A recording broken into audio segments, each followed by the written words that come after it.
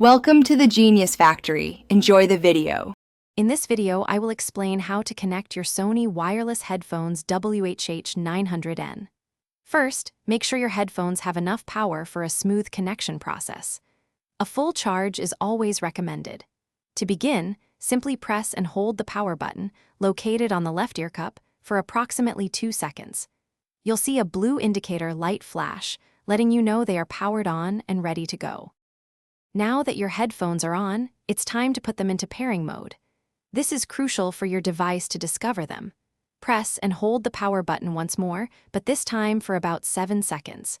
You'll notice the blue indicator light flashing rapidly, 2 times in a row.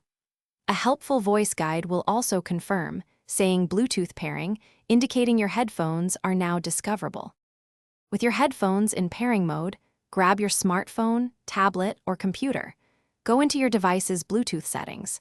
You should see WH-H900N appear in the list of available devices. Simply tap or click on it to initiate the connection. Once successfully paired, your headphones will confirm with a voice guide stating Bluetooth connected, and you're all set to enjoy your audio.